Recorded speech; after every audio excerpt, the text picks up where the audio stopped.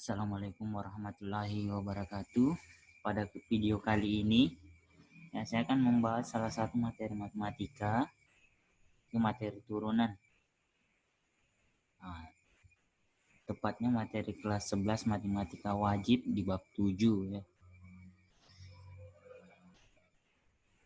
Yang pertama, materi turunan ini saya bagi jadi 3 bagian. Yang pertama limit fungsi aljabar, yang kedua limit fungsi trigonometri, yang terakhir penurunan turunan. Di video kali ini kita akan membahas yang bagian A. Nah, kita akan membahas turunan fungsi aljabar. Jika suatu fungsi fx diturunkan, nah ini untuk pengertian maupun simbol yang digunakan. Jika suatu fungsi fx diturunkan, maka dituliskan f aksen x.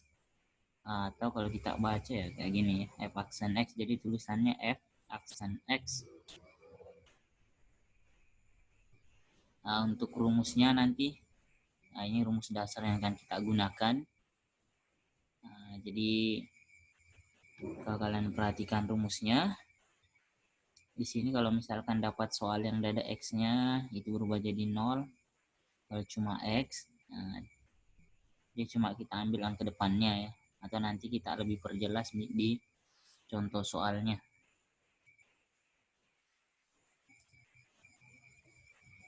Nah, kita langsung saja di contoh yang nomor 1. Tentukan turunan pertama dari fungsi fx sama dengan x berpangkat 3 ditambah 6x kuadrat ditambah 2x ditambah 1 ya. Jadi dalam pengerjaan turunan itu cukup satu langkah ya dalam pengerjaannya. Jadi dari soal itu bisa kita langsung turunkan. Nah, nanti proses turunannya ya bisa mengikuti cara yang kayak gini ya.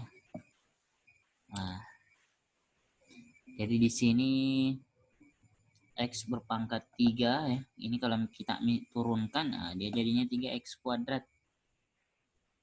Untuk lebih jelasnya, saya akan coba menjelaskan kok bisa x pangkat 3 itu turunannya 3x kuadrat ya, menggunakan rumus. Ini rumus yang di depan tadi. Jadi untuk penggunaan rumus yang paling atas, f aksen x sama dengan a, itu penggunaannya. Jadi kalau misalkan angka 1 ya, dada x-nya dia berubah jadi 0 ya, atau dihilangkan dia kalau misalkan dia satu paket kayak gini. Kalau misalkan dia 2x, 2x yang saya ambil cuma angka depannya ya, sesuai rumus yang kedua. Sedangkan untuk rumus yang keempat maupun rumus yang ketiga, 2 dikali 6 ya, 12x pangkatnya dikurang 1. Atau lebih jelasnya, coba perhatikan contoh berikut. Ini saya mengambil yang x berpangkat 3. Dari sini karena rumusnya x berpangkat n, sedangkan soalnya x berpangkat 3 ya, kita bisa tarik kesimpulan n-nya sama dengan 3. Dan kalau misalkan kita gunakan rumus yang atas, kita bisa ikuti ya, 3x 3 dikurang 1 ya, makanya x pangkat 3 ini bisa berubah jadi 3x kuadrat ya, menggunakan rumus yang ini. Nah, ini cara mengerjakan limit fungsi aljabar. Usahakan dipahami ya sebelum kita lanjut ke soal berikutnya ya. Jadi kalau menggunakan tanda tambah maupun pengurangan kayak contoh soal ya, tidak berpengaruh ya. Jadi 4 sukunya diturunkan masing-masing ya, sesuai rumus yang kelima ya, atau rumus yang keempat tadi. Kalau yang rumus yang di depan tadi, ini saya jadikan satu paket ya, cuma sekali ya saya catat. Jadi ini saya anggap sama.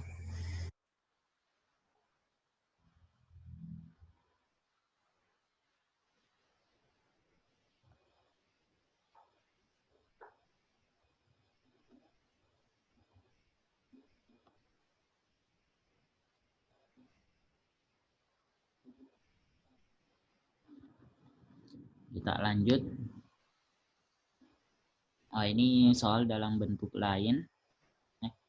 Tentukan turunan pertama dari fungsi ya.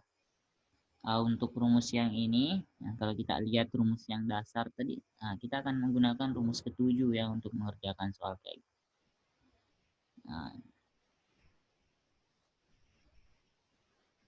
Ini bentuk rumus ketujuh ya, fx sama dengan u berpangkat n. Jadi yang di dalam kurung ini kita misalkan u ya sesuai rumusnya. Kita turunkan u aksen, soalnya u aksennya akan kita gunakan di bagian akhir nanti. Jadi nanti yang kita jadikan u, soal yang ini ya, pangkatnya tidak diambil ya, jadi yang kita ambil cuma angka yang ada di dalam kurung ya. Kita misalkan u. Ini sama dengan soal yang sebelumnya ya. Diturunkan ya seperti biasa. Di soal contoh nomor 1 tadi. 8-nya dihilangkan. Jadi kalau kita ikuti rumusnya ya sesuai rumus yang ini. N ya, 5-nya diturunkan, U-nya tetap, pangkatnya dikurang 1 dikali U aksen ya. Jadi yang kita kali nanti bagian depan sama bagian belakang ya untuk mendapatkan hasil akhir. Ini bentuk berikutnya. Kita lanjut ya.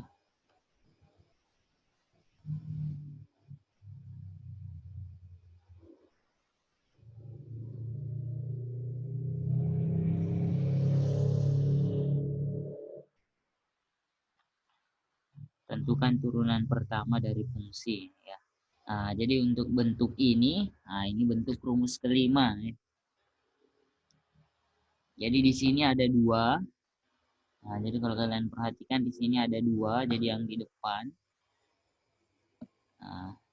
yang di belakang ini kita bagi jadi dua. Untuk yang di depan kita misalkan U, ya, sedangkan yang di belakang kita misalkan V ya. Atau kalau rumus yang awal tadi, ini rumusnya fx sama dengan U dikali V. Ini ada rumus tersendiri tadi.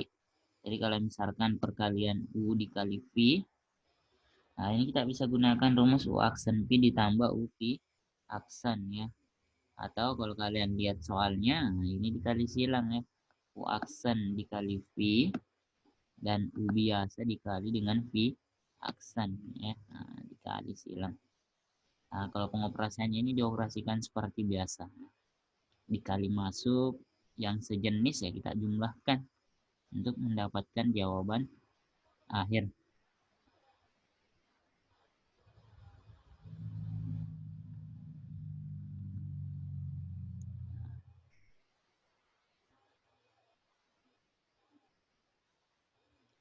Kita lanjut untuk soal yang contoh soal berikutnya.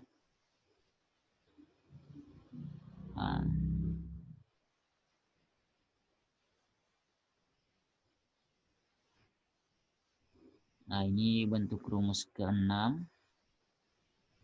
ini sama dengan soal yang tadi. Cuma bedanya ya, kalau yang tadi perkalian, nah ini berubah jadi ini pembagian dia. Ya, jadi ada dua bentuk. Tetap kita misalkan U dan V ya. Jadi yang atas kita misalkan U, sedangkan yang bawah kita misalkan V. Kita cari U aksen dan V aksen ya. Ini untuk rumusnya, misalkan dia hafal ya, atau dipahami cara kerjanya seperti apa. Tingkat kelirunya yang biasanya terjadi di pengoperasian yang ini. Jadi usahakan tetap menggunakan kurung ya.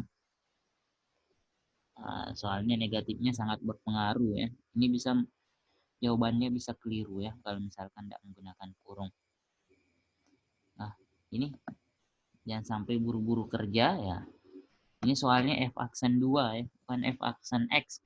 Jadi kalau misalkan ada angka ya, walaupun bentuknya mirip dengan soal-soal sebelumnya, nanti kalau kita sudah dapat jawaban akhir, kita bisa substitusi ya. Kita substitusi angka 2-nya ya ke soal. Jadi berapapun angka yang ada di sini ya, kita tinggal substitusi. Nah, nanti kalau misalkan sudah dapat jawabannya, kita jadikan jawaban akhir. Seperti apapun bentuk-bentuk soalnya. Misalkan kalian sudah paham ya, dan bisa membedakan bentuk mana yang kita gunakan, apakah rumus keempat, rumus kelima, 6, dan rumus 7 ya. Tergantung dari bentuknya. Untuk mengetahui sejauh mana ya pemahaman kalian tentang penjelasan contoh yang sebelumnya, ya, contoh 1 sampai contoh 4, nah, kita akan mencoba beberapa latihan soal.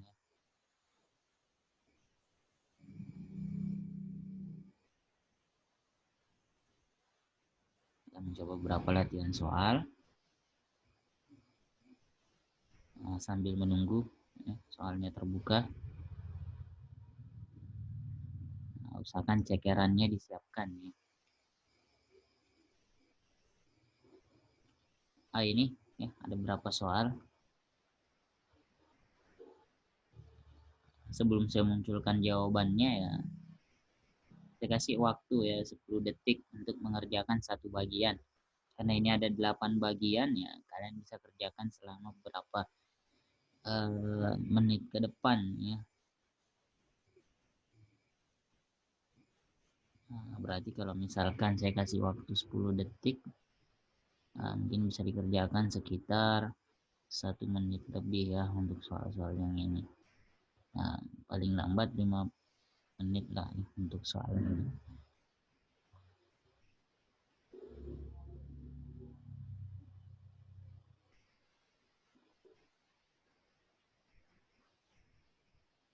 Sambil mengerjakan ya, untuk membandingkan apakah jawaban kalian betul atau enggak.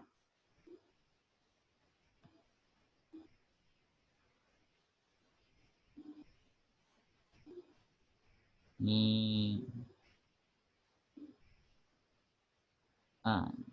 ini yang bisa kalian jadikan acuan. Kalau misalkan kalian dapat jawabannya seperti ini, berarti jawaban yang kalian dapat itu sudah betul ya. Kalau misalkan beda, kalian bisa cek-cek jawabannya. Itu ada yang keliru ya. Untuk kunci jawabannya ya, ini hanya dijadikan patokan ya, untuk melihat apakah jawaban kalian sudah sama atau belum.